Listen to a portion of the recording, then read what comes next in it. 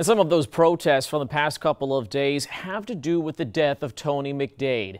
McDade was shot and killed by a Tallahassee officer last week after police say McDade pointed a gun at the officer. Tonight, we are learning more about what police say happened in the moments before and after the shooting. ABC 27's Jada Williams is breaking that all down for us.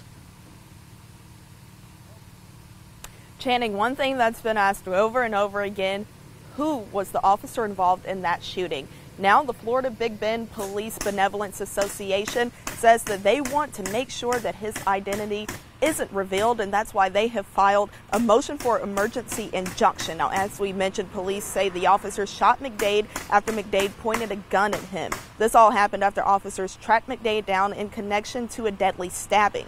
Court documents from the injunction say that McDade pointed a gun at the officer at close range. That even once McDade was on the ground, McDade reached for the gun, leaving another officer to kick it away. The injunction also says that the officer's life was threatened on scene immediately after the shooting, and the threats continued on social media. That's why PBA is fighting to make sure the officer's identity is protected under Marcy. Was given this statement by President Richard Murphy. It reads in part, the officer involved is a victim of an aggravated assault with a firearm on a law enforcement officer. It is unfortunate that the officer and the PBA have to seek a court order to protect the rights of a victimized law enforcement officer, but this is where we find ourselves.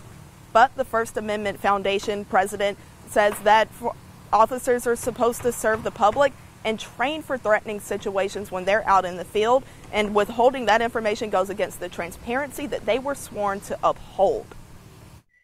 If they're serving the public and they want the public's trust, then hiding information isn't going to get us there.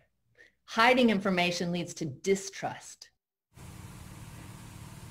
The First Amendment Foundation works primarily with open records laws and advocating for an open and transparent government. Now, the Big Bend PBA hopes to get a ruling before the city has to respond to those public records requests. Murphy tells me that he plans to exhaust every legal option available to get a result. Reporting live in Tallahassee, Jada Williams, ABC 27.